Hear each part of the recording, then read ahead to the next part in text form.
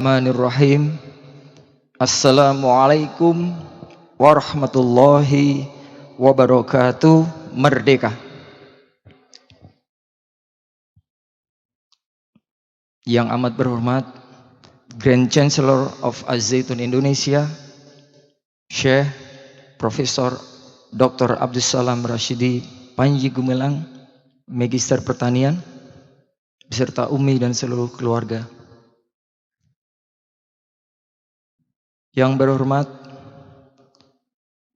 Ketua Pengawas Lembaga Kesejahteraan Masjid Rahmatan lil Alamin, Dato Muhammad Yusuf Rasidi Agung Sidayu. Yang berhormat Ketua Yayasan Pesantren Indonesia, Al-Ustadz Imam Prawoto, SE CRBD MBA, beserta seluruh eksponen yang berbahagia. Dan para hadirin sekalian, baik yang berada di dalam Masjid Rahmatan lil Alamin, juga yang bergabung di dalam Zoom meeting. Let me give some prologue of this seminar.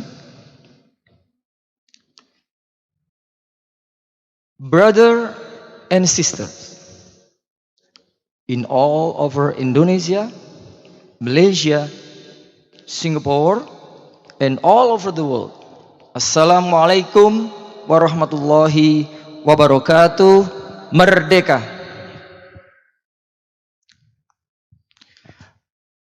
More than 12 years ago, and on every occasion, our Grand Chancellor of Az-Zaitun Indonesia, Profesor Dr. Abdussalam Rashidi Panji Gumilang, Magister of Agriculture, encourage the Indonesian government to recognize the sovereignty both of the two states, Israel and Palestine. Indonesia is the only country with the largest Muslim population in the world. Of course, this will have an impact on the OIC or OKI member states, most of which have even recognized Israel's sovereignty. If Indonesia makes efforts to do so, then this is a politically correct diplomatic effort, which means that Indonesia has played an active role in maintaining the world peace, more than that what America under President Trump did with the Abraham Accord initiative. In connection with the Grand Chancellor's encouragements above, today's Topo Broto, Sunday, August 14, is a very interesting webinar because of the participation of Dr.Gadi Hitman from Ariel University of Israel as a senior lecturer, Arab and Islamic expert, who will explain academically the role of Arab-Israeli politicians in the Israeli political scene. On behalf of the Grand Chancellor of Az-Zaitun Indonesia, allow me to thank and appreciate very much to our guest speaker, Shalom and Toda Rabah. The time are changed, and after 73 years of Israel's history, Arab-Israeli citizens for the first time participated in the Israeli government.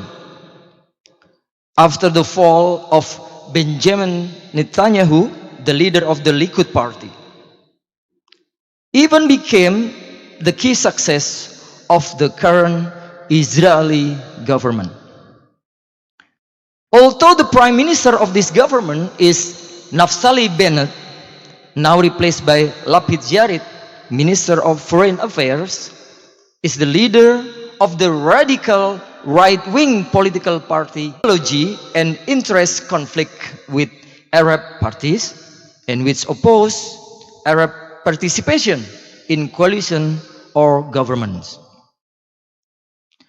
But whatever his political beliefs, the reality that must be followed is that his national religious political movement, which represents many Jewish settlers, signed a coalition agreement with RAM, an Arab Islamic party. Since the formation of Israel as a state, there has been an unwritten rule that any governing coalition will only be formed by Jewish Zionist parties. There was only one exception. When the late Prime Minister Yitzhak Rabin relied on the support of an Arab party after the Oslo Peace Accords in 1990, however, the deal did not formalize the party entry into the ruling coalition. Now, along with the political instability that occurred at the end of the leadership of Benjamin Netanyahu, then like it or dislike it, the Arab Israeli must be involved. The political reality mentioned above is not the desire of Jewish parties for a peace agreement, but rather due to political compulsion due to Israel's political instability after 4 rounds of election in 2 years without a clear winner. Combined with the strong will of the opposition, as long as it is not Prime Minister Benjamin Netanyahu. In fact, the leader who was the first to consider the participation of the Arab party in the government was Benjamin Netanyahu, who was the first to understand the potential need to cooperate with Arab parties. After all other attempts to form a ruling coalition failed, he tried to lure leader of RAM, Mansur Abbas, even before Bennett did, but to no avail. Meanwhile, Mansur Abbas has taken advantage of the situation by changing the way Arab parties deal with the Jewish politics in Israel. By agreeing to join the government for the great benefit of the Arab population, who for decades never joined the Israeli government, which continues to support the occupation of their Palestinian brethren, oppress them, and deny them their basic rights. Even politically alienated from the leadership coalition by the Jewish parties, fears of cooperating with them. After joining and becoming the key to the government, the main demands among the various demands are addressing the issue of violence, demolition of houses, planning a new Arab villages and cities, education, and equality.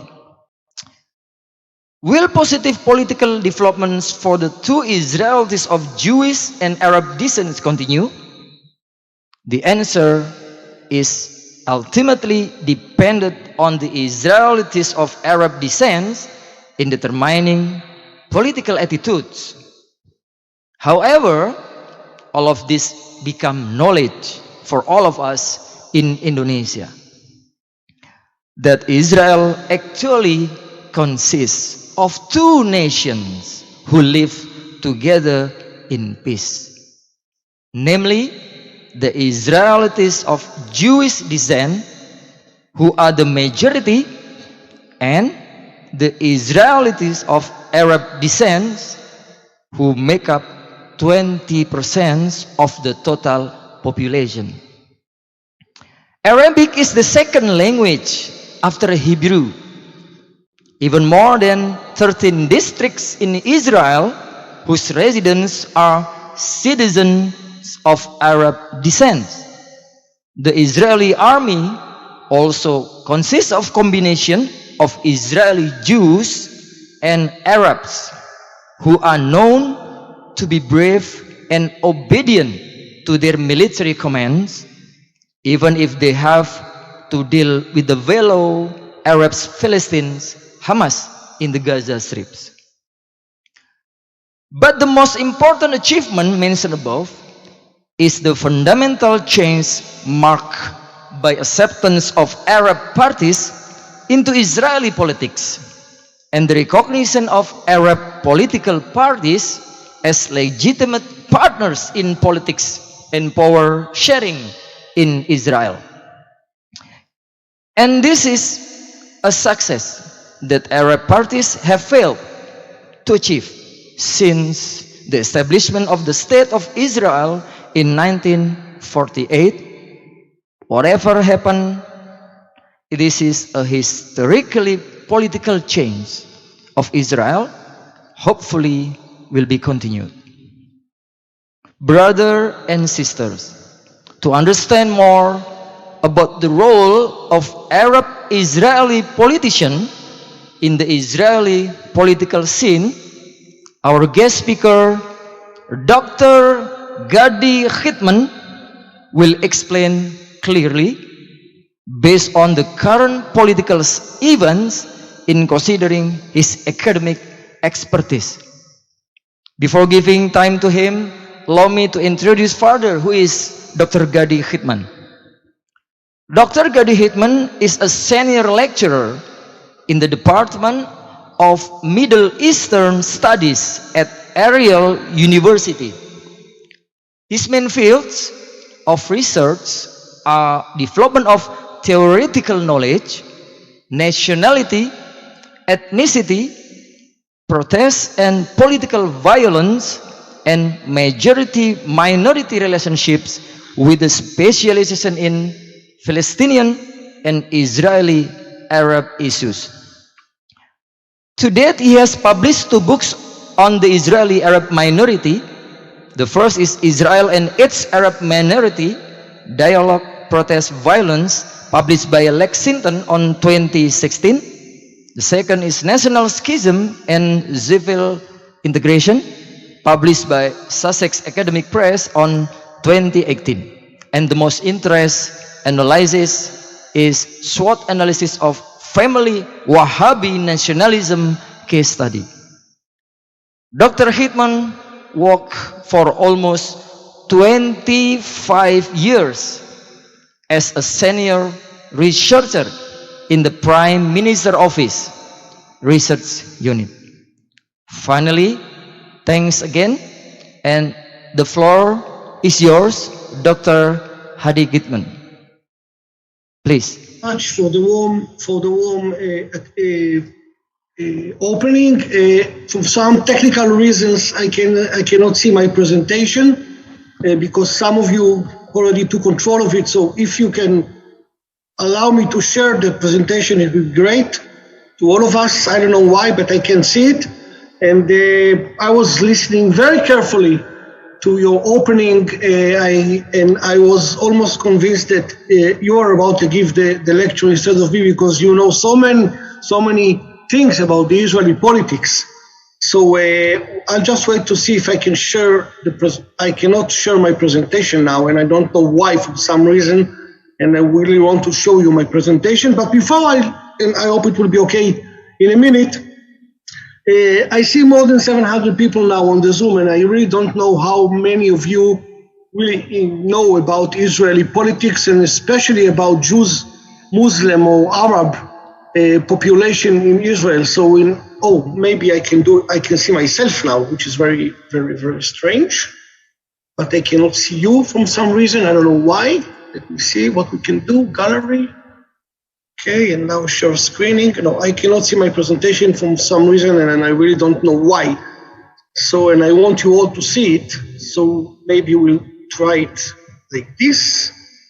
If you give me one multiple participation, can share simultaneously.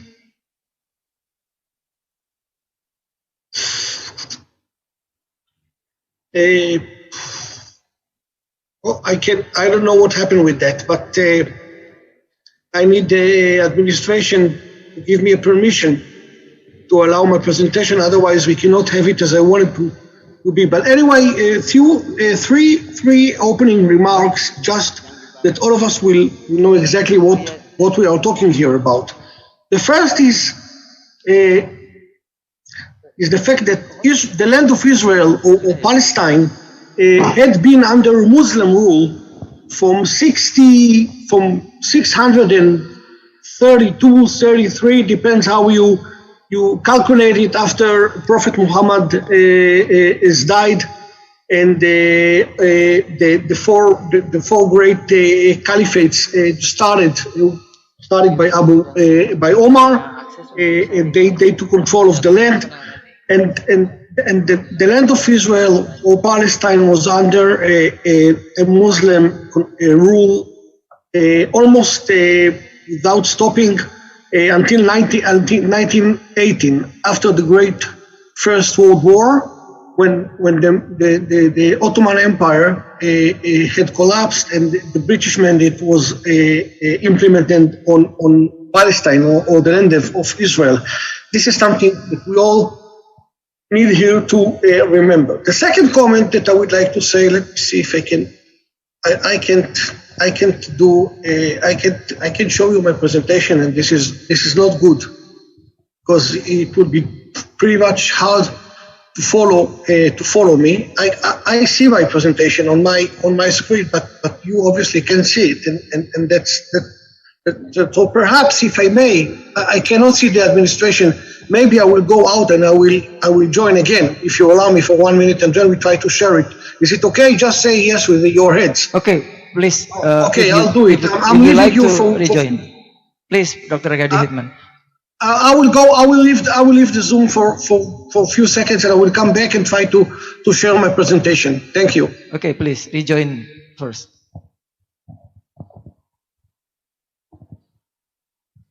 Beliau ada kendala. Rejoin aja.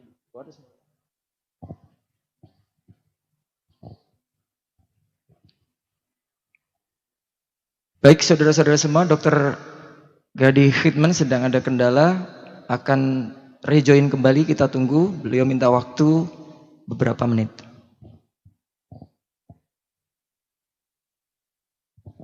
Mau share materi.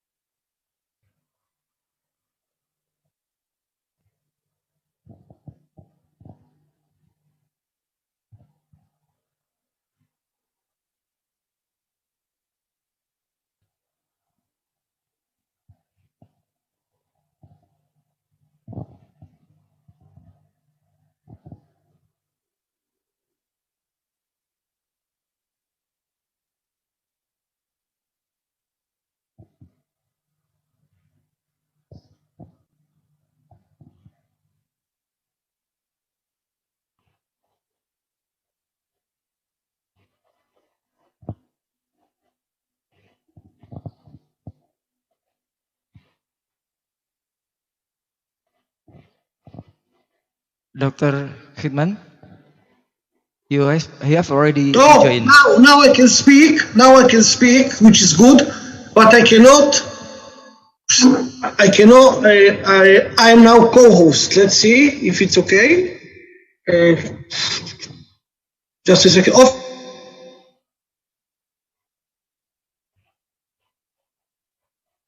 No problem, Dr. Hitman, because I can talk, but the share screen for some reason is not working for me. And all participants, let me see. You can start sharing. All participants. Well, let me see. Maybe now it will work.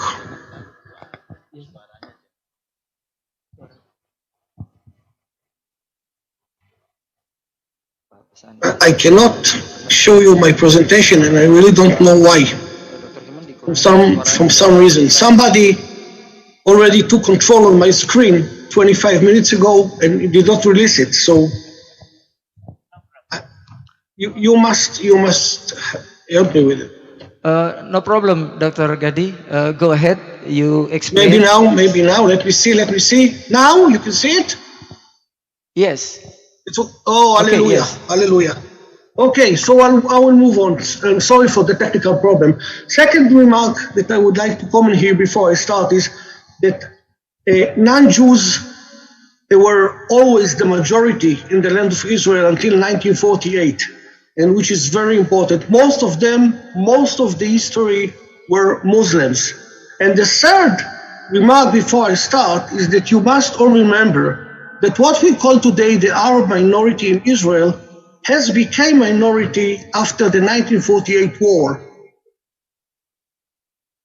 They were majority and they became minority. They lost in a war, and it was the first time ever that they found themselves under a new sovereign state, which is the state of Israel, which has a Jewish character. For that reason, the first slide of my presentation, you see the all three flags. We are going from left to right, from the subject generation after what we call the Nakba in Arabic, the catastrophe of the loss of 1948. Then came the new second generation of the erect one that tried to behave politically and in other ways.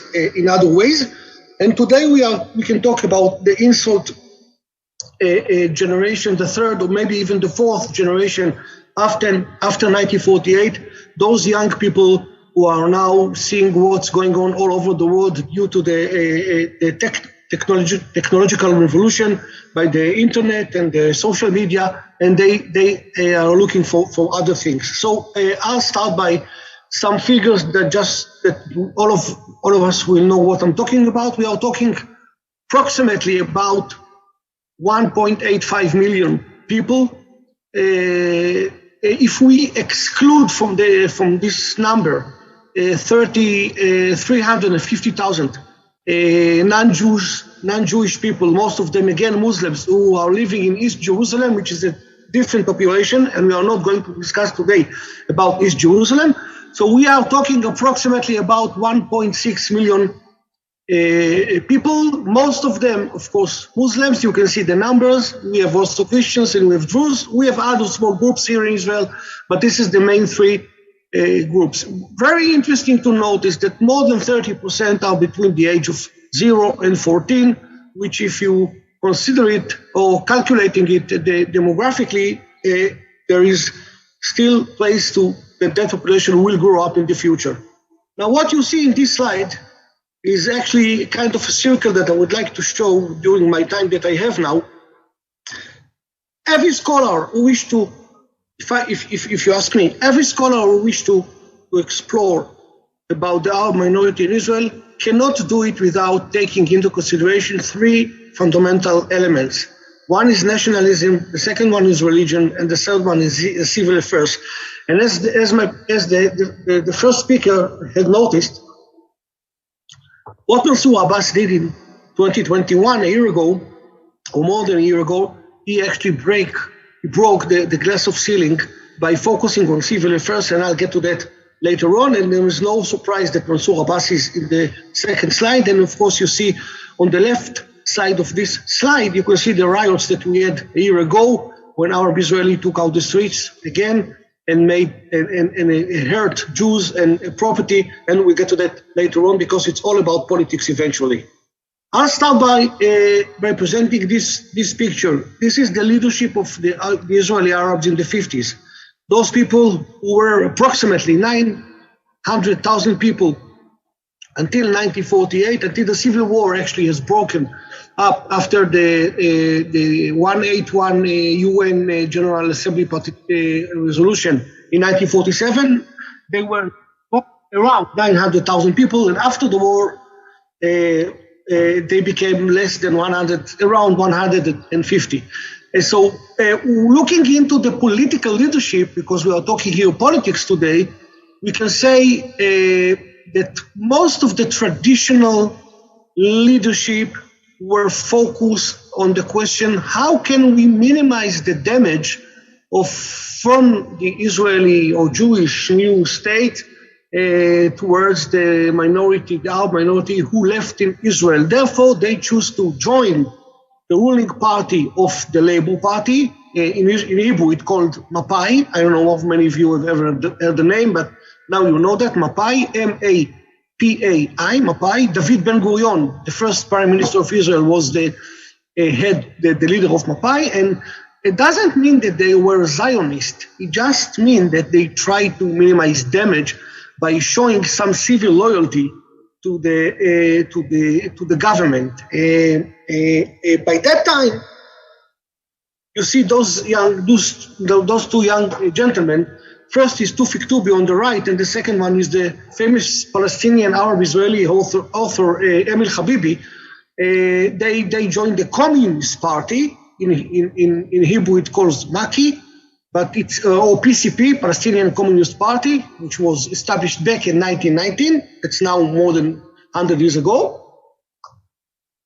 And this party was a home for Jews and Arabs as well, who look basically to establish a community, a joint community of Jews and Arabs in the new state of Israel, marching together, Jews and Arabs, up to communist or socialist values. But so if we speak until 1959, or even until 1967, we can talk about the communist stream, which was the only nationwide stream in the Israeli politics of the Arab minority, and of course, on the other end, those who joined to the Zionist party just to show some civil loyalty. It is also here important to remember that in 1952, Gamal Abdel Nasser made the revolution, the military revolution or the official revolution in Egypt.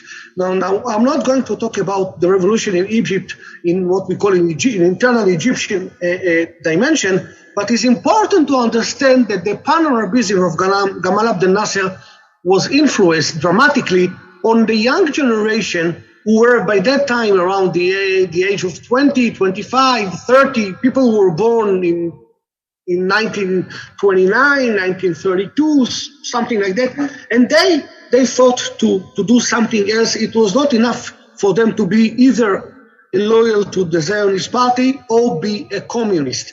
What makes it worse was the fact that Israel had established a military or implemented a military rule from 1948 to January 1968. I know that some of you may have read that the military rule was abolished in November 1966 by the late Prime Minister Levi Eshkol, but the fact that Israel entered the war with Egypt and Syria and Jordan in June 1967 made that decision to be implemented only in January 1968. The people that you see on the upper side of the slide are very important to this issue. On the central, it's Menachem Begin, the head of the Likud, and right next to him, this is Menachem Begin, and this is Meir Yaari. He was a person, the chair of Mapam, a left party supported with collaboration with Arabs,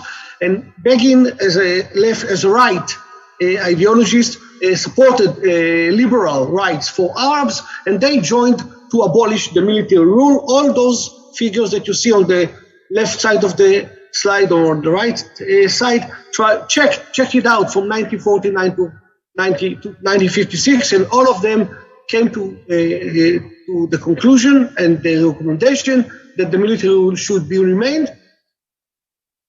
And it took a few years later that it was abolished.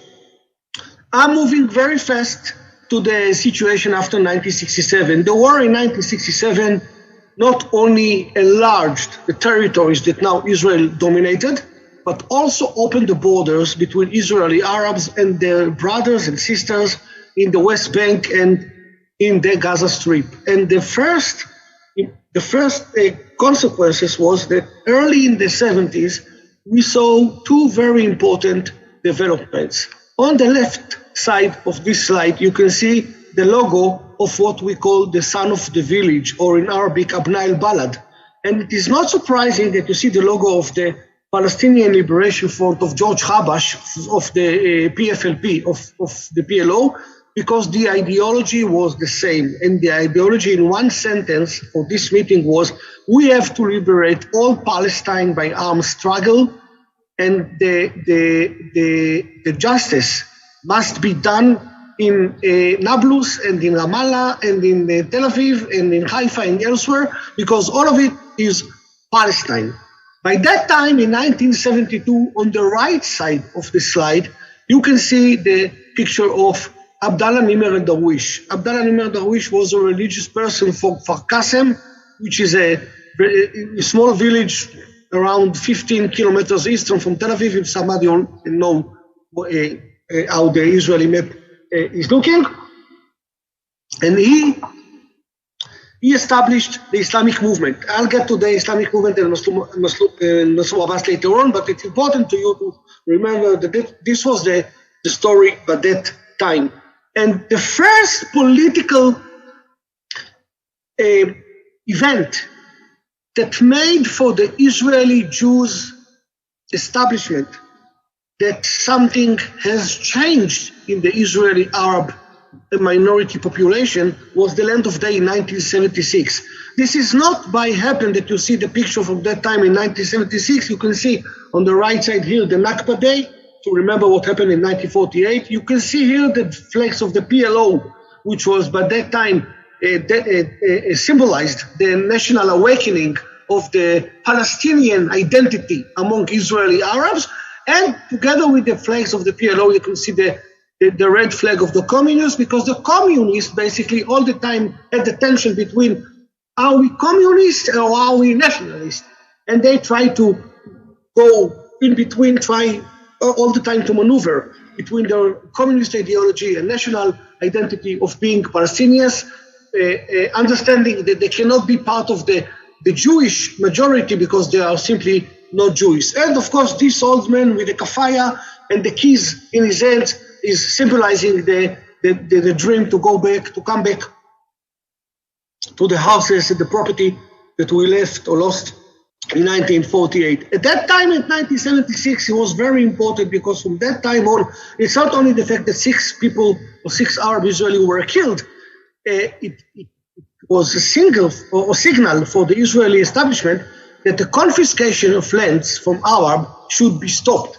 And the historical fact is that from 1976 to 1998, despite the fact that since 1990, Israel was flowed by millions of Jews and immigrants from the former Soviet Union, Israel did not confiscate lands from the Arabs, remembering what happened in 1976. You can see here the pictures of that day of the Israeli press. By that time, I don't know how many of you can read Hebrew, but you can certainly read in the memory of those who fell in the Land's Day here.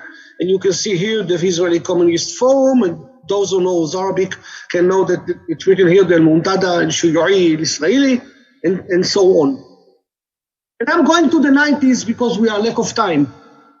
It's not by surprise that you can see here six pieces, those 6 people. Sorry for that. Oh, okay. I'll start from the left and we go with the clock like this. This is Yitzhak Shamir. He was the Prime Minister of Israel until 1992. And despite being a right-wing extremist who opposed to any political settlement with the Palestinians in the West Bank, East Jerusalem, and the Gaza Strip, he was realized by the 1990 that things should be implemented differently with those Arabs who are the citizens of Israel. It's not because he loved Arabs, it's because he understood that after 2 years or 3 years of intifada or uprising in the Palestinian territories starting from December 1987, something must be done differently. He was surrounded by then by very knowing political figures from the Likud party, people, I don't know if you have heard the names like Moshe Arens and Ehud Olmert, who later became the prime minister, and Ronen Milo and others who told to Prime Minister Shamir, we must do something different for the Israeli Arabs. in one sentence, to conclude it, and you can read it in my studies, of course, if until 1990, the basic major salient element of the Israeli policy towards the Arab were security dimension, from 1990 onward, it became both security and both civil. Not surprisingly, Yitzhak Rabin, and that was mentioned earlier by the former speaker, Yitzhak Rabin, after 1992, realized that he did not have a coalition without the supporting of 5 Arab members, and therefore he went to the Oslo Agreement based on 64 votes out of 120. 59 were in the coalition, and plus the 5 of the Arabs. And of course, for exchange, they demanded from him to promote civil affairs for our population, and he did it slowly but surely. I'm sure that all of you know who is this person, and Netanyahu in his first tenure as prime minister from 1996 to 1999 extended the investment, the civil investment for Arab population in Israel. One may expect that Netanyahu, that was and still a right-wing ideologist person, would change what Shamir and Rabin started, but Netanyahu, as a liberal person, by that time in 1996, kept this activity on and changed the policy. And you can see it's not only a question of money and budget; it's only a question of dialogue and laws. And by that time, we could see how many people, how much or how many Arab people has become a part of making decisions in the Israeli political arena, of basically what on issues that concern the Israeli our minority, which is civil affairs. And this one here, down below Shamir, Shauki Khatib, he was the head of the Supreme Committee of Monitoring Supreme Committee of the Israeli Arabs at that time, and he said, we have started the golden era of the Israeli Arabs, because it's the first time in 1995 under Rabin, before he was assassinated, it is the first time that the Israeli government is speaking with us, discussing with us, consulting with us, and we can see and feel that there is a change on the ground. On the other side of this balances, those two people. This is Azmi Bishara, Dr. Azmi Bishara, a philosopher who established the party of Balad in 1995, and he objected to the Jewish character of Israel as a Jewish nation state, and he was what we all know from a long time, an all-citizen state.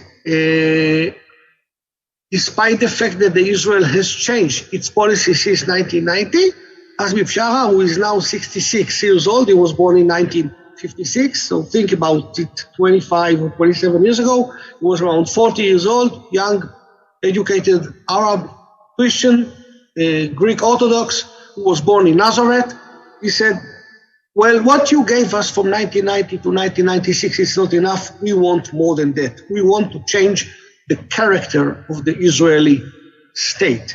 There is no such a thing like Am Israel or the people of Israel, because basically you are Jewish, and Judaism is only no more than religion. Parallel to Azmi Bishara, which is a Christian, as I said, and he's of course a secular person, Sheikh Raed Salah, born in 1958. You see the finger, you see the yarmulke on his head, and he was part of the Islamic movement by that time, and that takes me to talk about the Islamic movement. I'm not going to say so many things about the Islamic movement in Israel, because I believe that people in Indonesia and elsewhere knows that all of the Islamic movements in the world, Hamas and the one in Israel and others, are all offshoots of the Muslim Brothers of Hassan al-Banna in Egypt back in 1988. But it's important to know that this Islamic movement, and you can see here the the books and the Sharia and how women should be dressed and elsewhere.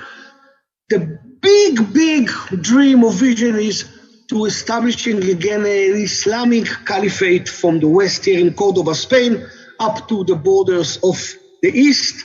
You see here, this is Iran, of course, and that's also part of the Islamic movement ideology here in Israel. What turns to be an internal rift was the fact that despite the Islamic movement was busy with what we call in Arabic dawah, education, health, religion, welfare, from the 80s, around 1982, 83, up to 1996, was not enough for some of its members. And they agreed in 1988 that the movement should take place or participate in municipal elections within Israel, if it goes back to politics. Why? Because if we can take control on municipal major Arab cities in Israel, we can take more money from the Ministry of Interior, and we can develop more civil services for our population, which is, of course, clinics and schools and gardens and mosques and so on. And by that, we can take the money from the Israeli establishment and empower our politics and our power within the regional, within the Arab sector. And eventually, they competed in 1988 elections and won the municipality of Al-Fahim, which is a very important city for our discussion. And inside the 90s, which is now almost 30 years ago, the rift has enlarged because Raed Salah here objected to take part in the national elections to the Israeli parliament, which is the Knesset. And the other members, like Mansour Abbas, for example, he was then by 22 years old. He was a kid. Now he's 48. They believed that the Islamic movement should be part of the Knesset because only within the Israeli sovereign parliament things can be really changed for the benefit of the Arab population. And as you probably know, in 1996, it was a split within the Islamic movement in Israel, what we call the northern branch, because they are located northern to the south of the southern branch. The north became more separatist, the south became more integrated.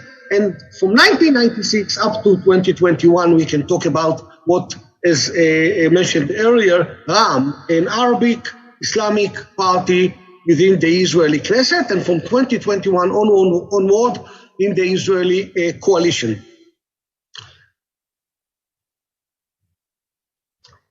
These pictures reflected to you what happened 22 years ago in October events, because at that time it was quite obvious that despite the change in the Israeli policy towards the Israeli Arabs, things did not really change and was not enough not for Sheikh Raed Salah and not for Azmi Bishara, and the outcome was 12 Israeli Arabs dead, 1 Jew also were killed in these riots. It lasted 2 weeks, and it ended with a big rift.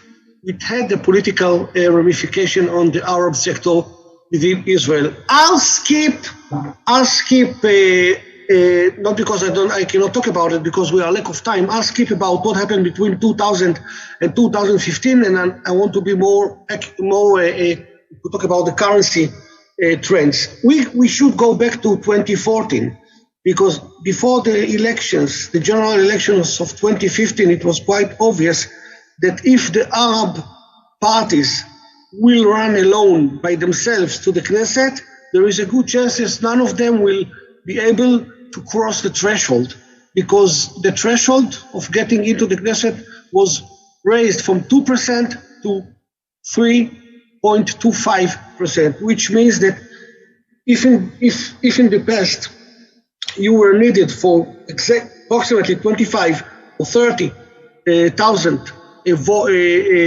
votes to get 1 seat, and you cannot get into the Knesset if you don't have 4 seats, which means that you need 120,000 votes. None of them will be able to achieve it. It also should be remembered by that time that anyone who was monitoring social medias within the Arab sector could have seen by that time that most of the young people in the Arab sector in Israel are very, very disappointed from their leadership, because they blame them for taking care for themselves and not helping the society and promote civil affairs as the Arab are expecting them to see. And each survey that was published by that time demonstrated again and again and again that there is a good chance that the Arab voters will not go to the ballots to put their vote, whether to Arab parties or Zionist one. And the result was that those 3 parties, here you can see the communists on the right, you can see the nationalists here on the middle, Balad, and you can see here the Islamic party here, the religious. So we have communist, nationalist, and religious people joining together for a joint list, went to the Knesset and registered 13 seats in the Israeli parliament, which is very impressive. Mansour Abbas, and it was earlier mentioned, Mansour Abbas did something very unusual in 2020. He stated that he will sit in any future government in Israel in order to promote civil affairs for the Israeli Arabs. It doesn't mean that he is not religion, person. It doesn't mean that he does not believe anymore in the principles of the Muslim brothers and the Islamic movement. It doesn't mean that his identity, that his national identity has become a Zionist or a Jewish one. No. But it means that as a dentist from a small village in the north, which by the name of Marar, if you ever heard of it, he realized that if we want to do something that helps the Arab young people, remember how many of them are young, to be part of the Israeli society because they want to live in Israel and not in the Palestinian Authority, Lebanon, Syria, and elsewhere, we should focus on civil affairs. To be honest, it must be said here that Mansour Abbas had tried to do that within the joint list already in 2015. And that led to a rift between him and the people of Balad, who asked or strived to promote more national dimension of the Arab population in Israel, which is to identify with the Palestinians in the West Bank and in the Gaza Strip, and Mansour Abbas said no. And the political outcome was that he decided in 2019 to run by himself, and he splitted from the joint list, and the Arab population punished them by crashing them from 13 to 10. And when they realized that they can lose more seats, they reunited again and had 15 seats in the second round of elections in 2019. Today, from personal and ideological reasons, Abbas decided to run again by himself, and as it stands now, we have 10 Arab members of Knesset from Arab parties, 6 from the joint list, and 4 from Ram. And if you follow after what's going on in Israel, between the question is Netanyahu yes or Netanyahu no within the Jewish majority population, you should know also that the fact that Mansour Abbas has decided to join the Israeli government back in 2021 by breaking the glass of ceiling and demonstrating to the Israeli Arab minority we can do it differently, and we are doing it differently for you. And we know that there are problems in Gaza Strip and in the West Bank. And we know that from time to time the Temple Mount can be escalated. We know all that. But if we really want to promote our civil affairs of education and sewage, and it was quiet.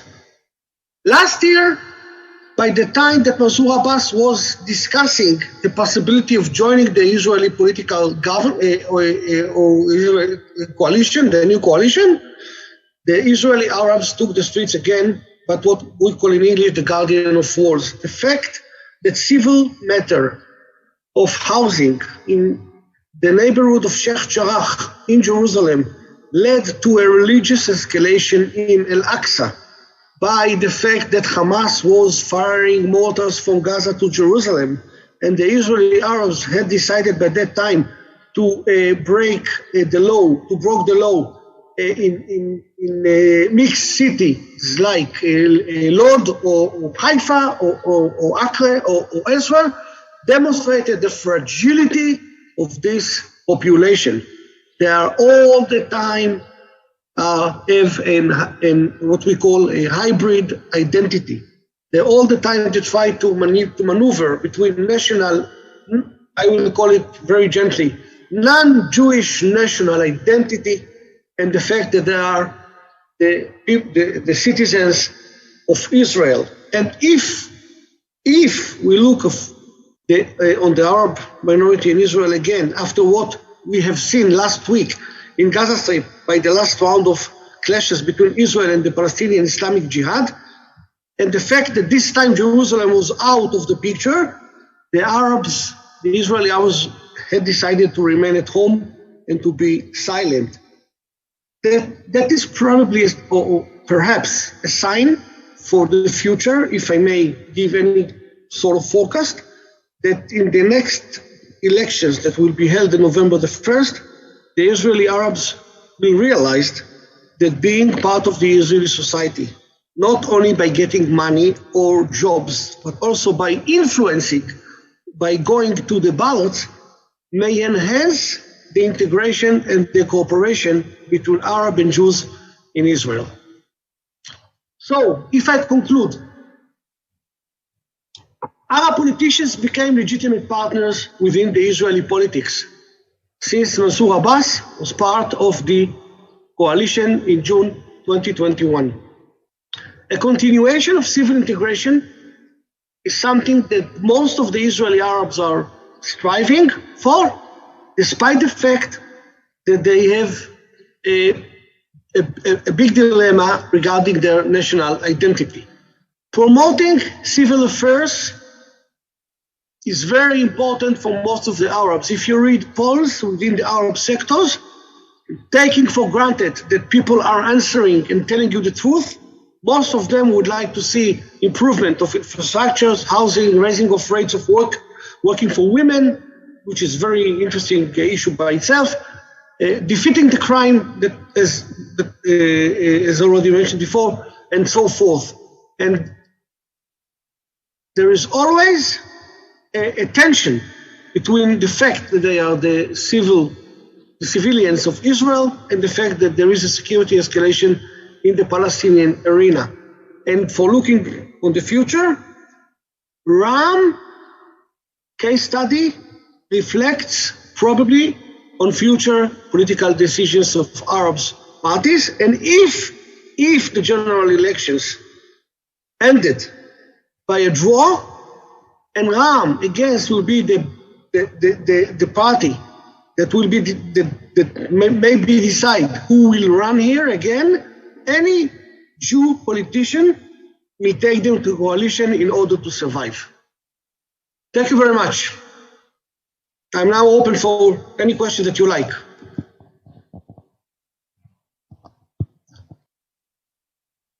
Thank you, Dr. Gadi Hitman, for his lecture and his willingness to share knowledge, invaluable experience about the current political condition. Dr. Gadi, as a historian, most of his studies about Israel, Middle East.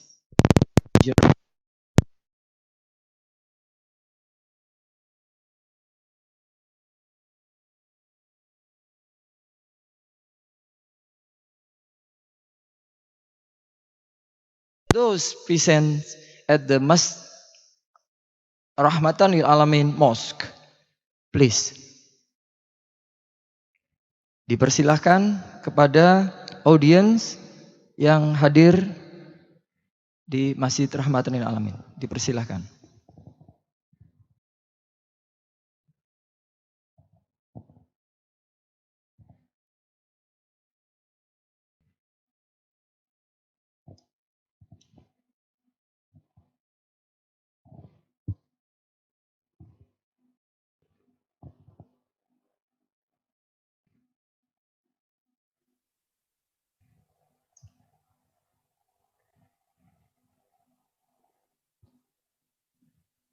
Oh, baik.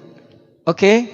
The next opportunity for the audience who joins in the Zoom meeting.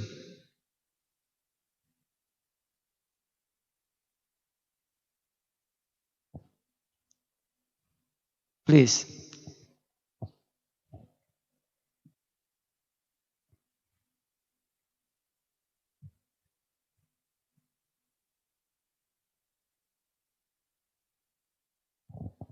Please, Mr. Mafrindo.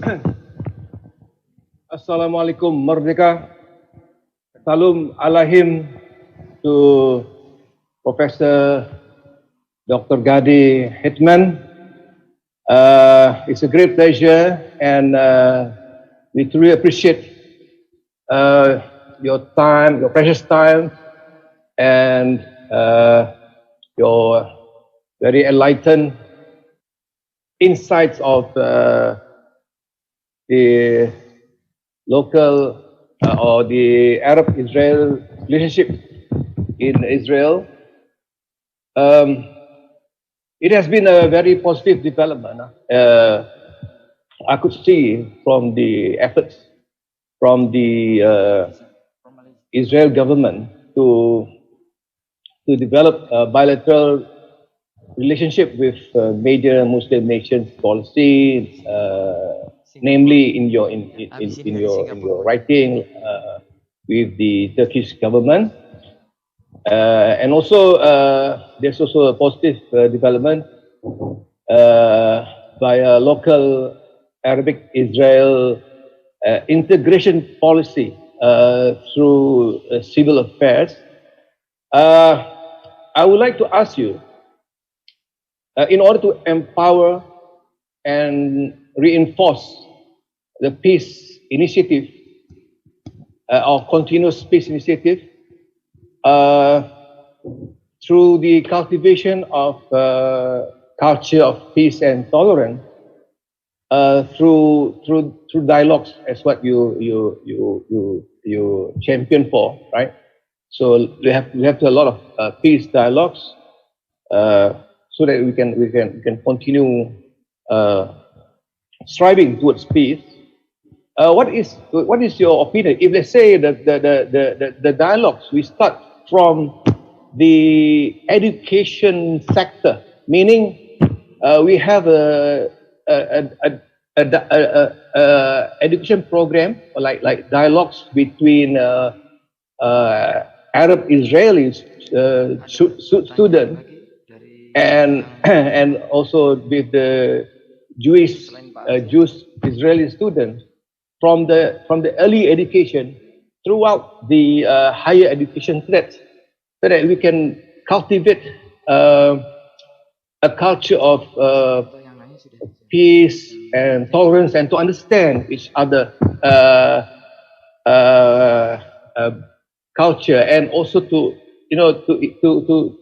promote patriotism and national identity. For example, like what is the Grand Chancellor of this Al-Zaitun International School, we are exposing the Israeli and Arabs issues from the early age. So that's we want to cultivate the culture of tolerance and peace from Indonesia. So, Dr. Hitman, may I know what is your opinion? I fully agree with you that it all starts with education. But in order that it will be starting with education, we need leaders that will promote it. Benjamin Netanyahu was the prime minister of Israel between 2009 and 2021, and he was standing at the Bar Ilan University in June 2009 declaring that he really wants to solve the Palestinian problem by negotiation. And I'm asking, not only you, I'm only asking Mr. Netanyahu, if you were the prime minister 12 years, why didn't you promote any kind of political solution? So the answer probably is that you can say what you want as a politician, but you don't really mean it. Just in order not to be so critics on Netanyahu, let's move for a second, with your permission, to the Palestinian side. Well, Hamas took control on the Gaza Strip in 2007, and Abu Mazen and Hamas had tried 9 times to negotiate in order to solve their Palestinian internal political rift without any success. My third book is dealing with the Palestinian rift and explaining why they had not managed to solve their problems. Now, imagine to yourself the next scenario. We will try to educate the young generation that we want peace, and it will be beautiful. And then we'll go to Abu Mazen, which is now almost 87 years old, and we'll ask Abu Mazen, okay, let's renegotiate and with the points that we stopped back 12 or 15 years ago.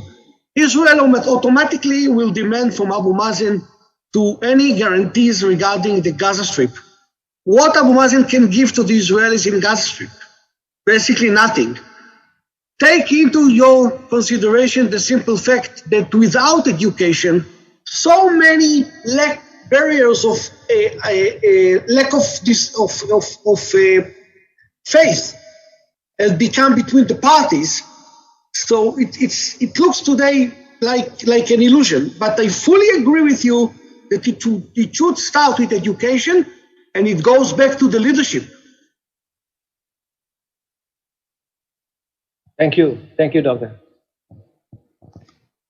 Okay, thank you for Mr. Mafrindo from Malaysia. Dr. Gadi Hitman. Next question comes from our brother from Singapore, Mr. Alfian Jizan. Please. Hi. Hi, Assalamualaikum, Merdeka. Shalom, Dr. Gadi. Shalom. So, it's Alfian from Singapore. Thank you. First of all, I would like to thank you for the lecture that you just gave, which was to me personally, it's an eye-opener, because we hear a lot from media about the going-ons in Palestine and everything. But really, this lecture has opened my eyes, whereby there are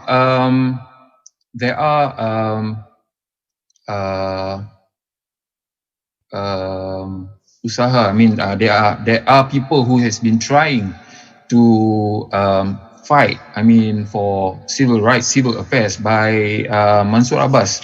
So you did mention towards the end about integration. So I see that the politics in Israel and Singapore is very, very similar, because me as a Malay Muslim, because we attained our democracy since our independence since 1965, where we broke away from Malaysia. So by then, the Malay Muslims are the minority. And going a bit further back during the Second World War, the Malays also involved during the war, where we fought for the nation. We have various stories about the war in the World War II, where we poured our heart and soul and our blood and our sweat in protecting the country. So it's really heartening to learn about the communists, nationalists, and the Islamists who formed a joint list. And because I think my own personal opinion that we need to have a voice in parliament or in the government to voice out our concerns and our welfare. So, like I said, it's very possible. It's very, very possible, and Singapore has proven that it is possible. So, what is your opinion on Singapore's way of integration? Because I firmly believe that it is possible for us to integrate various races and religions to integrate. And what are the chances that because right now Singapore you can hardly see violence amongst the races. Yeah, we've been a very peaceful country since 1965. So is it possible that one day Israel and the Israeli Arabs, I mean the Palestinians, to achieve such a peaceful country like Singapore? And what can be done? What more? Because in Singapore, because in Singapore, that's a huge question, and in Islam we have Prophet Muhammad, and I'm not a prophet. I can only give you my modest forecast. It is very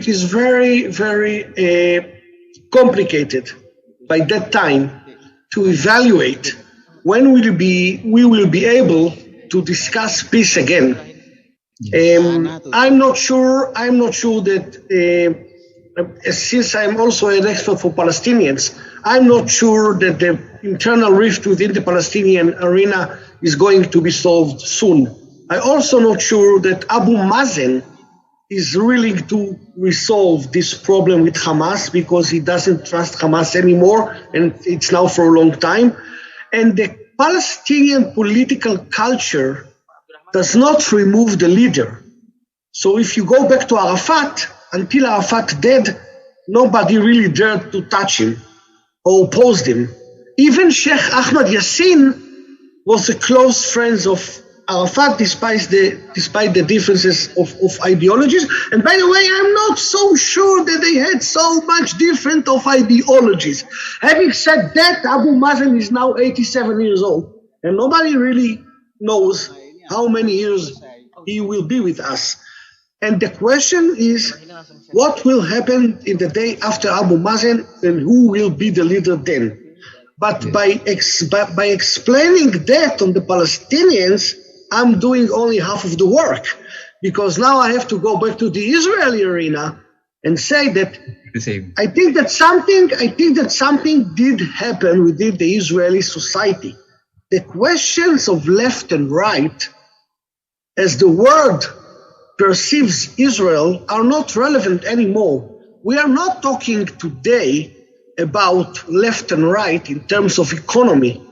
And if I may, we are not talking today anymore about left and right in terms of territory. If you look on polls in Israel within the Jewish majority, you will see very consistently that most of the Jewish people are not ready to give up on territories for any political solutions with the Palestinians. Well, I'm not saying here that there are no Jews that are ready to do it, but most of the Jewish people are not ready to do it. So you may ask me now, okay, if it's not economy and not territory, what is it? So the question is whether Israel will be more religious or more liberal. Okay. And after saying that, the next elections are crucial, because if religion powers dominates in Israel, what are really the odds to do any political solutions? It's like this one will say this comes from the Bible, and the other one will say this comes from the Quran, yes. And the third one will say it comes from the New Testimony. So it's all ours. And if everybody says it's all ours, there is no room to compromise. Yes. And eventually, despite the fact that Benjamin Netanyahu had succeeded to go to Abraham Accords with Bahrain and United Arab Emirates and elsewhere, the Palestinian problem and the Arab minority within Israel is an Israeli problem. So we will have to take care of it in the future. And all this long answer to you, I didn't mention one other topic which is very crucial for our discussion, demography. Demography is also changing here. Yes, yes. So Yes. I don't know, I'm not trying to be pessimistic and I'm not trying to be optimistic. I'm trying to be realistic. And by that time, hoping it's wonderful. But in order that that hope will be true or the dream will come true, leaders should be brave. And I don't see today, neither in the Israeli political system or the Palestinian one, a brave leader who will stand up and say, like Anwar Sadat, for example, in 1977, I'm ready to go to Jerusalem or I'm ready to go to Ramallah to negotiate with them and to achieve a political peace solution. Inshallah. Inshallah. Hopefully. Thank you, Dr. Gadi, for your long answer. We are very happy to have you. I think that's all from me. Assalamualaikum Merdeka. Shalom. Thank you, Mr. Alfian Jizan, and also for Dr. Gadi Hitman for the explanation. And right now, our Grand Chancellor of Al-Zaitun Indonesia would like to give speech according to the lectures of Dr. Gadi Hitman. And to Grand Chancellor of Al-Zaitun Indonesia, Sheikh Al-Zaitun, please. Assalamualaikum. Shalom alaihim.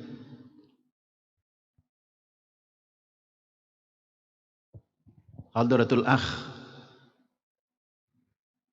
Dr. Gadi Hitman,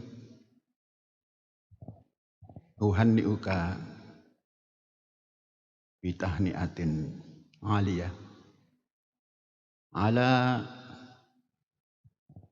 istita'ikum bilqa al-muhadara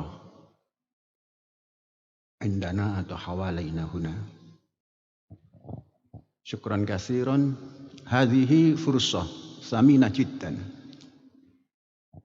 لأننا استطعنا الحوار بين الأندونيسيين وبين علماء الإسرائيليين.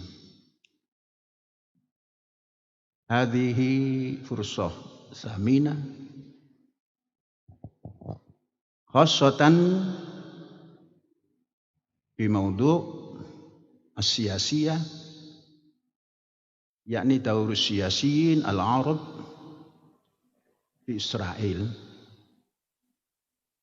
في الساحة السياسية لإسرائيل.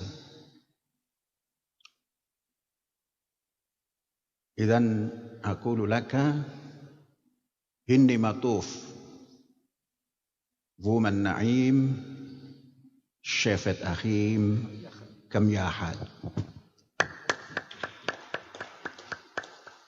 أنا أغنيك كل الاحترام. أنا أغنيك بتهنئة. إني مطوف مناعم شافت أخيم كم ياحد. I will join you. הנה מה טוב ומנעים, שבת אחים גם יחד. הנה מה טוב ומנעים. ומנעים גם יחד. Wonderful. הנה מה טוב שבת אחים גם יחד. كذاك سأعطيك شالوم خفاريم. إن شاء الله قريبا في إندونيسيا وفي إسرائيل معا. شالوم خفاريم شالوم خفاريم شالوم شالوم להתראות להתראות שלום שלום. Alhamdulillah, shalom. كذاك شالوم عليهم. هذا بيسموه بالعربي إن شاء الله بيصير سلام. الحمد لله نتكلم بالعربية لأن العربية اللغة العربية اللغة الثانية عند إسرائيليين، عند حكومة الإسرائيل. طيب جدا. معلوم نعم. أخي دكتور جادي لي أسئلة واحدة فقط. كما علمنا أن في إسرائيل هناك حزب العرب. طبعا عند علمنا حزب العرب هنا حزب الإسلام. أكان هذا الحزب الأقلية في إسرائيل كان تهديدا للدولة الإسرائيلية؟ لا حمدا كثيرا. فيش تهديد من حزب الغام، وكمان لا حزب تهديد من القائمة المشتركة. لا فيش تهديد، بالعكس. طيب هذا بالعكس. طيب هذه فرصة لاندماج. طيب والتعاون والمحبة والسعادة. السؤال الثاني، كيف عند رأي العلماء الإسرائيلي عن إندونيسيا؟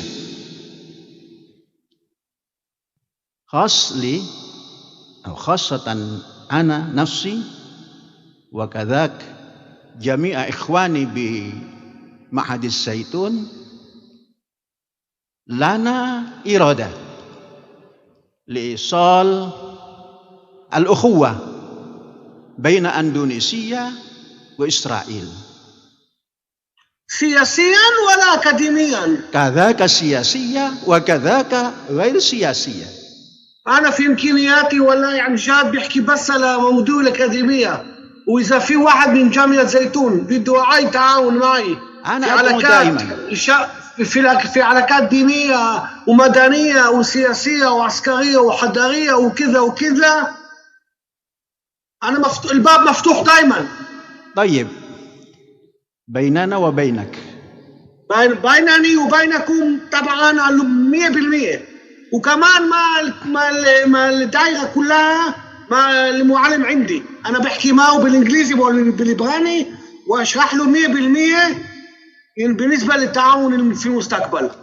فكيف سعيك لإيصال هذا لأن يكون بين الإندونيسيا وإسرائيل له علاقة دبلوماسية أو إيكونومية أو المدنية وغير ذلك كل الشؤون؟ كيف سعيك؟ في كل المجالات. بس هذا كمان هذا الجواب هذا مش إلي، يعني الجواب هذا مش كذا إسرائيل وكذا إندونيسيا. أنا كنت دائما أدعو إلى حكومة إندونيسيا لأي يتصل بالدبلوماسية، لكن حتى الآن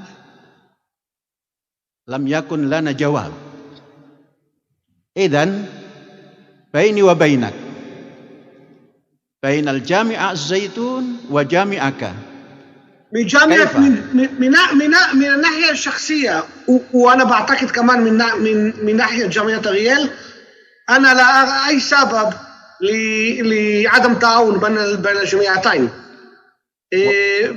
لما نحن بالنهاية هذا الويبينار أنا بسجل لمعلم،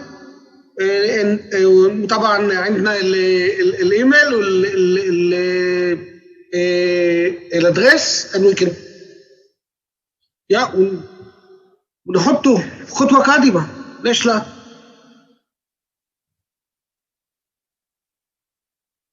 هل تستعد؟ أنا مستعد.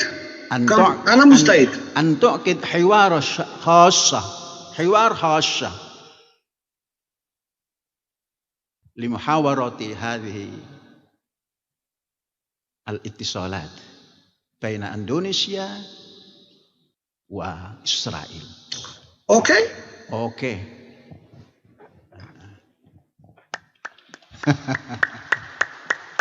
أعطيني دعوة خاصة. أعطيني دعوة خاصة وسأحضر إلى تل أبيب. أعطيني دعوة خاصة. أوكي، أعطيني دعوة خاصة وأحضر جاكرتا. طبعا بعد أن حضرنا بس أنا لازم أقول لك إن المسافة بين تل أبيب وجاكرتا 10,000 كيلومترات قريبا. 10,000 كيلومترات. لا، أولا أنا كنت حاضر إلى تل أبيب، بعد ذلك أنا أحملك إلى جاكرتا. طيب، شكرا كثيرا يا أخي المحبوب. شكرا كثير. شكرا كثيرا يا أخي محبوب. الحرية حرية حرية. السلام عليكم ورحمة الله. الحرية والاستقلال. الحرية والاستقلال. هن ماتوف ومن نائم شفت أخي كم لاحد. السلام عليكم ورحمة الله وبركاته. شلوم عليهم. شكرا. تודה ربah. בבקשה.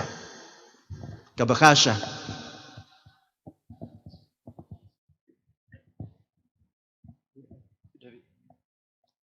Alhamdulillah. Once again, we would like to thank Dr. Gadi Hitman for his willingness to share knowledge, invaluable experience about the current political conditions and situation. Further, perhaps lead to the development of tolerance culture in the society of Israel, achieve lasting peace and also social justice. Amin. Hada wallahu yar'ana wa yahfaduna walhamdulillahi rabbil alamin. Mari kita berikan aplaus kepada Dr. Gadi Hitman atas kuliahnya yang sudah diberikan.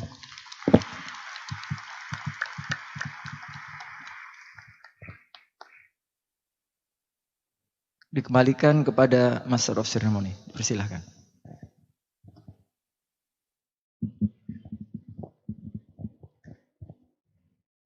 Hadirin yang berbahagia, usai sudah acara kita pada hari ini.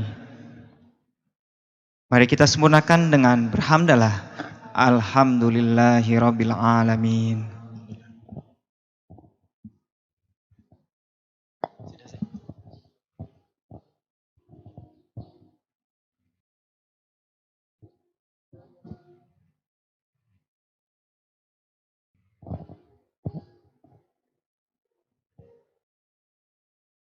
Bukan ditutup, langsung lanjut. Baik. Selanjutnya, tausiah Syekh Az-Zaitun. Kepada yang amat berhormat Syekh Az-Zaitun, disilakan. Assalamualaikum warahmatullahi wabarakatuh. Asyhadu an la ilaha illallah wa asyhadu anna Muhammadar Rasulullah.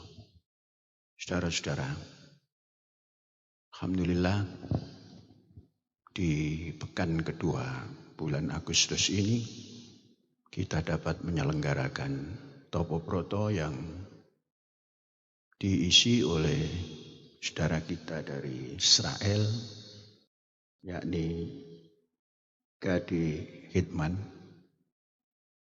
doktor, dan kita sama-sama telah mendengar apa yang diuraikan tadi. Dalam kesempatan Topo Proto kali ini, saya ingin mengajak kita semua sekali lagi mengulangi daripada ajakan-ajakan yang telah disampaikan terdahulu.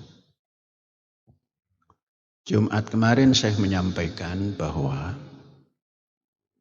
Indonesia pernah mengalami kegaduhan politik, yaitu tahun 1965. ditandai dengan serangan rakyat yang dikoordinir oleh kekuatan tertentu menculik para jenderal. Kemudian terjadilah gerakan-gerakan yang sampai sekarang lukanya belum sembuh. 57 tahun kemudian terjadi lagi satu peristiwa. Sebagian orang menganggap hal biasa, kecil. Tapi menurut pemandangan kita dari sisi apapun, ini peristiwa besar.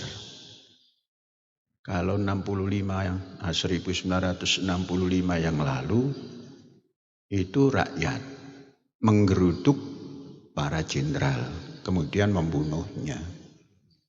Sekarang yang terjadi, jenderal yang sudah punya peran penting, menguasai kekuatan yang pelindung rakyat, kemudian menciptakan kegaduhan dengan perencanaan.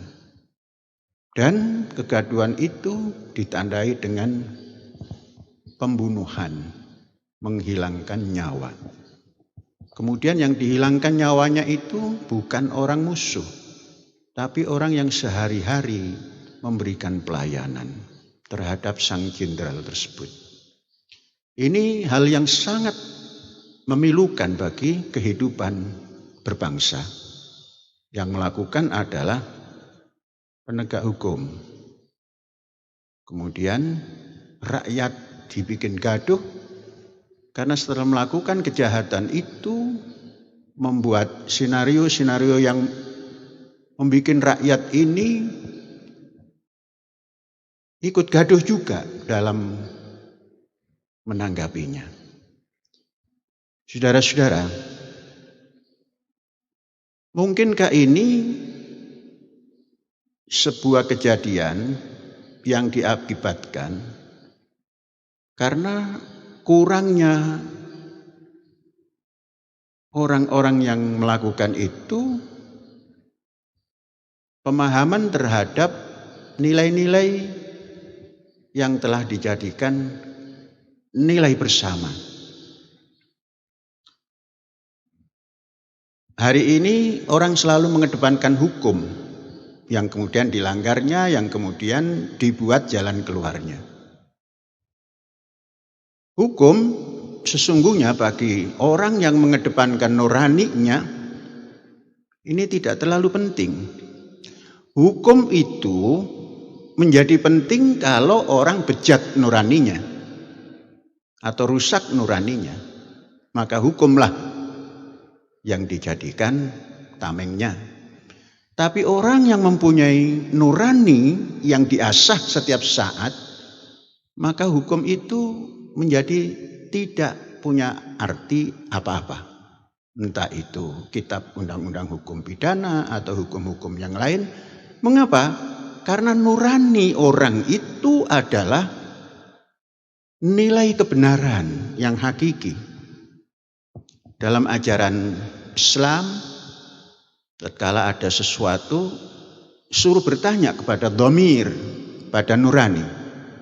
Tanyalah nuranimu, akan menjawab. Nah, saudara-saudara, bangsa Indonesia ini arif. Sejak mendirikan negara Indonesia, dari yang tidak ada menjadi ada, sebelum ada itu sudah ditetapkan secara bersama-sama. Bukan oleh sekelompok, tapi berbagai-bagai. Menetapkan sebuah dasar. Nurani itu intinya nilai ketuhanan. Nilai kemanusiaan, nilai kebersatuan, nilai kemufakatan, nilai hidup dengan penuh kesejahteraan. Itu nurani. Tidak ada manusia yang nuraninya itu saya ingin tidak sejahtera. Tidak ada. Semua ingin sejahtera. Saya ingin bermufakat supaya menemukan sesuatu yang baik. Itu nurani. Tidak ada yang selain itu. Aku ingin bersatu, itu nurani. Aku ingin mengedepankan nilai kemanusiaan dan keberadaban. Itu nurani. Aku ingin mendekatkan diri kepada Tuhan karena Tuhan itu yang menguasaiku. Itu nurani. Artinya, apa yang ada pada diri manusia itu di atas tangan Tuhan atau dalam genggaman Tuhan. Entah hatinya, entah matanya, entah akalnya, entah fikirnya, entah fisiknya, entah di depannya, entah di belakangnya, entah samping kanan, samping kiri, atas dan bawah, itu atas peliharaan Tuhan. Jika nuraninya itu menjadi nurani yang lurus. Saudara-saudara, ini perlu kita sampaikan dari hari ke hari. Supaya bangsa Indonesia ini tidak mengulang lagi kejadian-kejadian yang bertentangan dengan berbagai dasar yang telah diyakini bersama. Kita menyanyi Indonesia Raya. Di Indonesia Raya itu ada 3 stansa, bukan 1 stansa saja. Hari ini kita menyanyikan lagu kebangsaan Indonesia Raya, 1 stansa. Itu pun sering dinyanyikan dengan irama musik sahaja. Tidak dilantunkan dengan kata-kata yang diresapi oleh nuraninya, oleh akal fikirnya, oleh hatinya, oleh mulut yang menyatakan nyanyian itu. Itu yang dilakukan hari ini, kebanyakan seperti itu. Banyak bangsa ini yang tidak hafal untuk melantunkan lagu. Lagu kebangsaan itu dianggapnya tidak penting kalau dibandingkan dengan kalau mengucapkan suratul Fatihah. Seakan-akan suratul Fatihah itu segala-galanya. Memang itu segala-galanya. Tapi dalam kebangsaan ini ada yang segala-galanya. Resapi lagu kebangsaan Indonesia Raya. Katakan yang Indonesia Raya stansa 1 sudah semua menyanyikan, walaupun banyak yang belum hafal. Coba nyanyikan yang kedua, apa itu pesannya dalam nyanyian kedua itu? Indonesia tanah yang mulia. Kalau tanah yang mulia itu yang berdiri di atasnya harus menjadi insan yang mulia. Karena tempatnya mulia. Indonesia tanah yang kaya. Akan menjadi miskin kalau memang kekayaannya itu tidak dimanage dengan ilmu pengetahuan. Tidak dimanage dengan ketulusan. Tidak dimanage dengan kelurusan manajemen. Tanah yang kaya seperti ini masih banyak orang yang kurang makan. Tanah yang kaya seperti ini masih banyak yang kurang protein. Bisa memenuhi karbohidrat saja sudah lumayan. Apalagi protein, masih banyak. Indonesia tanah yang mulia, tanah kita yang kaya. Di sanalah aku berdiri untuk selama-lamanya. Ini tidak pernah dilakukan, tidak pernah dinyanyikan. Kalau kita menyanyi itu adalah sebuah statement.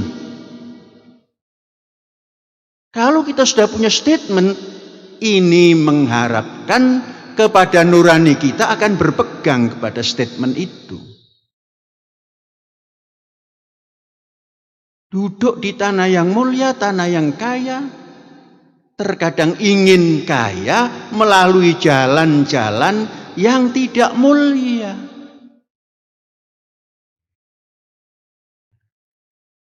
Saudara-saudara, coba apa pesannya lagi? Kita diajak mendoa. Lagu Indonesia Raya ini doa. Marilah kita mendoa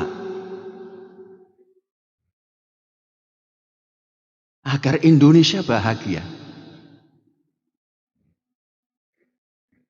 Bagaimana membahagiakan bangsa Indonesia? Rujuk kepada dasar negaranya. Mewujudkan satu keadilan sosial bagi seluruh rakyat Indonesia. Marilah kita mendoa Indonesia bahagia. Suburlah tanahnya.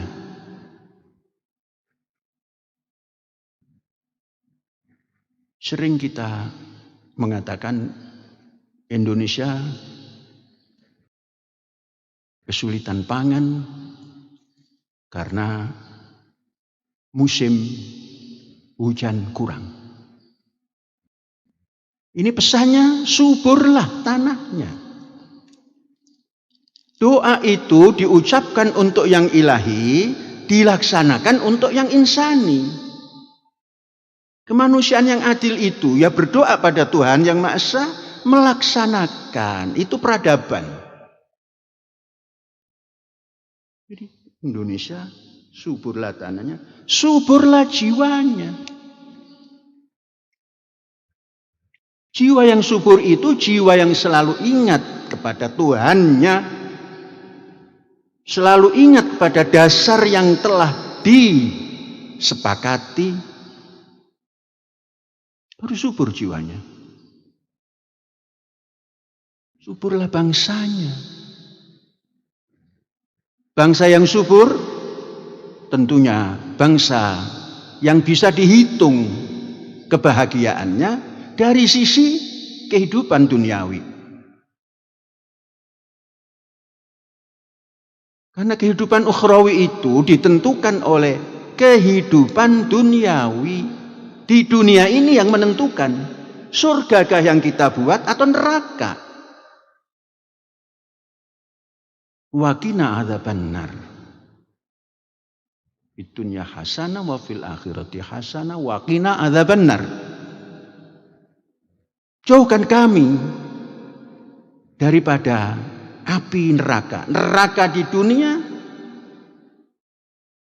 baik itu neraka kehidupan ekonomi, neraka kebodohan, neraka tidak mampu menguasai diri, dan lain-lain. Itu diurai. Suburlah rakyatnya. Rakyat subur. Semuanya. Nah, untuk menciptakan itu, doa yang lain, sadarlah hatinya. Orang yang bisa sadar hatinya dan sadarlah budinya, itu kalau selalu mengingat apa yang dicita-citakan. Cita-cita di Indonesia, cita-cita Indonesia ini berpijak pada Tuhan, berpijak pada kemanusiaan yang adil dan beradab, berpijak pada persatuan, berpijak pada rakyat yang mufakat dalam menentukan segala macamnya, berpijak pada keadilan sosial. Ini pijakannya.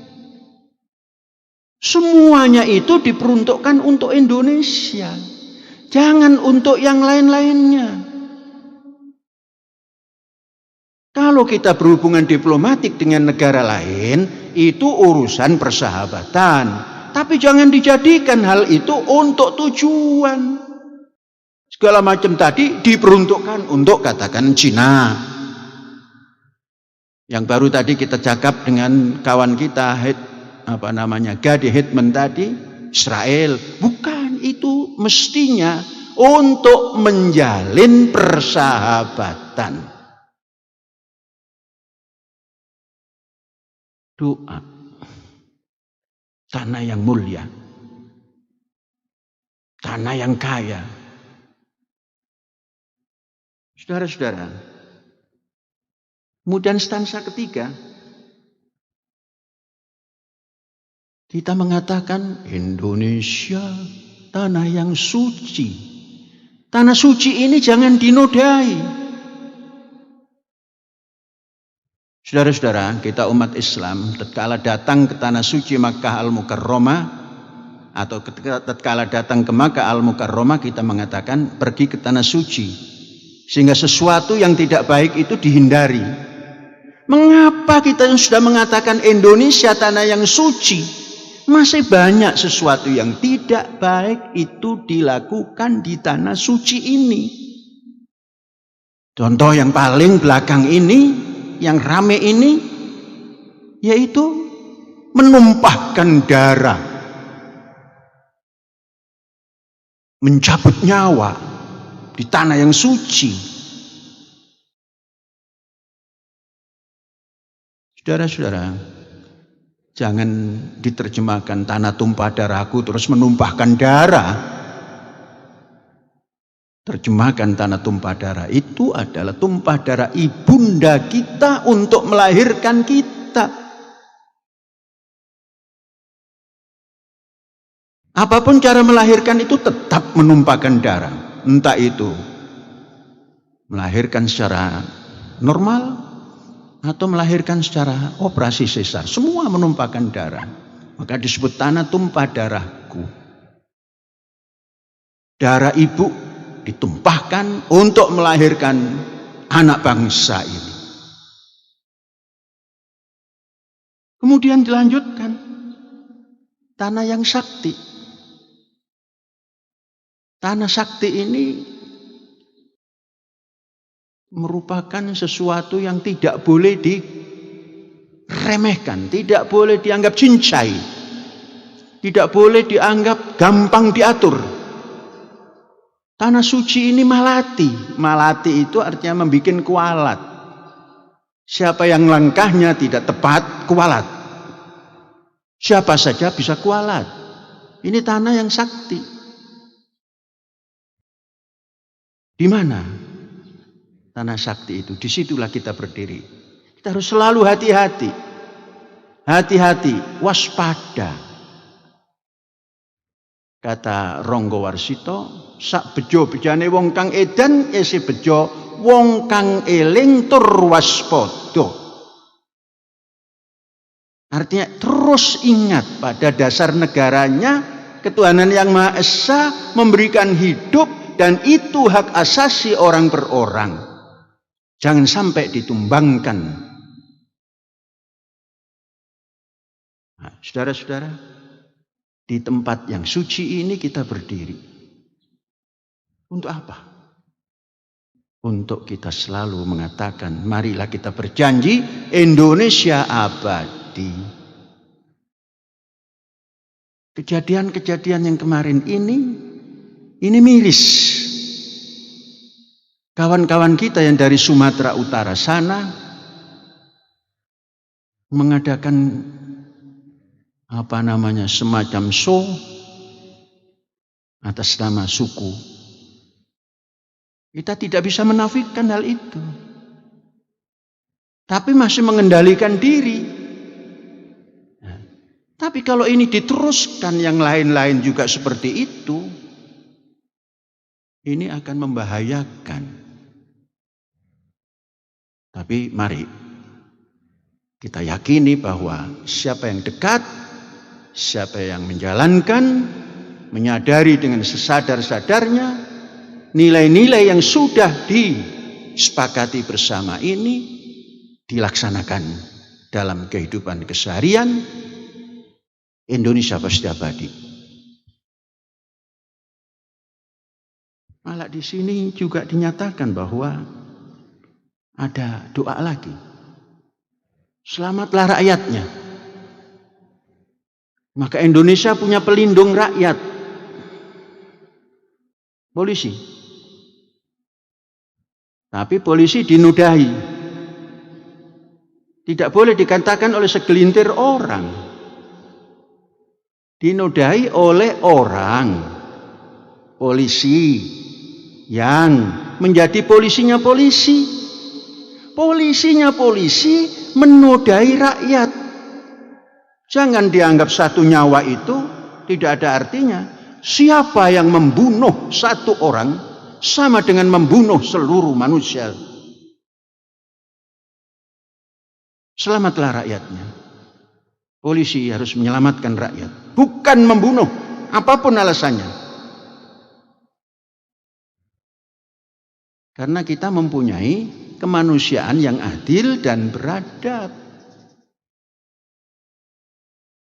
Rakyat membunuh rakyat saja harus dihakimi, dibawa ke pengadilan. Lah ini yang menjaga keselamatan rakyat, membunuh rakyat. Apakah kalau polisi yang berpangkat rendah itu bukan rakyat? Rakyat. Selamatlah putranya. Dilindungi putra Indonesia ini, putra bangsa Indonesia ini dilindungi dimanapun. Selamatlah rakyatnya. Yang menjaga keselamatan rakyat satu diantaranya adalah polisi.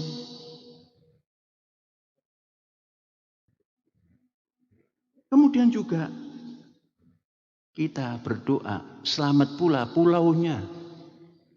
Jangan ada yang dijual ke asing. Jangan ada yang dikuasai oleh orang asing. Selamatlah pulaunya. Lautnya. Jangan sampai dikuasai orang asing. Semuanya supaya selamat. Dan berdoa, majulah negerinya.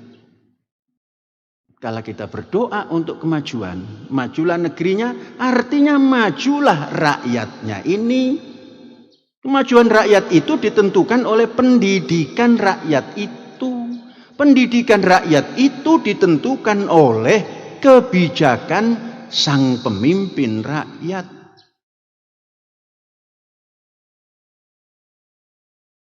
Saudara-saudara, ini sangat penting.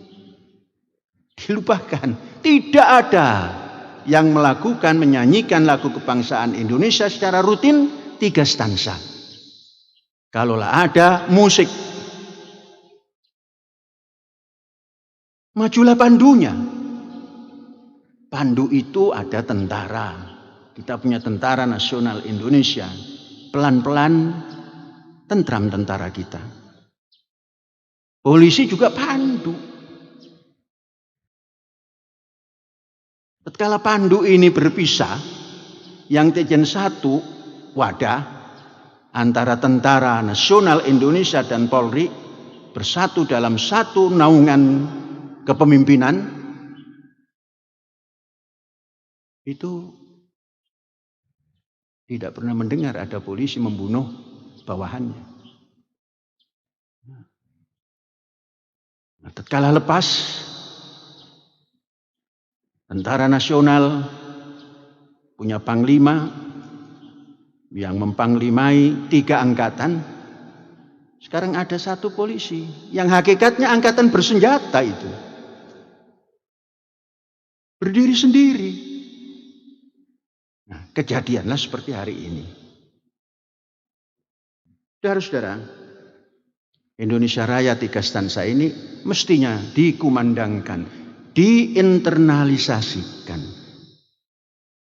dihabitualisasikan dalam kehidupan nyata. Sehingga dasar negara itu masuk dan diresapi.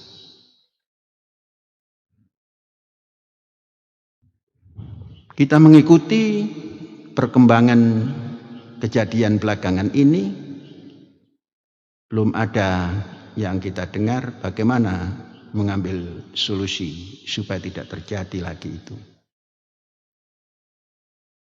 Maka dalam kesempatan ini alangkah baiknya setelah kita mengadakan reformasi yang bertujuan merombak semuanya, Undang-Undang Dasar 45 dirombak sehingga demokrasinya demokrasi liberal, kemudian dipisahkan polisi daripada induknya dan punya komandan tertinggi sendiri dan bergaya militer, sedangkan polisi adalah sipil yang bersenjata. Alangkah baiknya, mumpung belum terlanjur terlalu lama, kembali demokrasi Indonesia seperti yang pernah dijalankan dan terus kita jaga diperbaiki. Terus ada angkatan bersenjata, termasuk polisi itu angkatan bersenjata. Mari kita berharap supaya angkatan bersenjata ini panglimanya satu, supaya bisa dikontrol. Tidak ada dua matahari angkatan bersenjata. Ini ada matahari kembar di Indonesia ini. Angkatan bersenjatanya ada mataharinya masing-masing. Yang satu punya matahari sendiri, yang tiga punya mataharinya. Nah, kita berharap matahari angkatan bersenjata Republik Indonesia ini satu mataharinya, sehingga bisa pagi-pagi terbit untuk bersinar. Kemudian tanaman-tanaman bisa menciptakan fotosintesis, kemudian bisa menciptakan hasil yang bagus. Sorenya tenggelam, dalam arti untuk beristirahat, dan apa yang ada di dunia ini bisa mempersiapkan kehidupan selanjutnya. Nah, saudara-saudara, ini pesan hari ini bukan menanggapi. Saya belum ada kejadian-kejadian ini, selalu mengingatkan bagaimana memegang teguh dasar negara yang telah disepakati bersama. Hadza wallahu yar'ana wa yaghfaduna walhamdulillahi rabbil alamin. Assalamualaikum warahmatullahi wabarakatuh. Merdeka.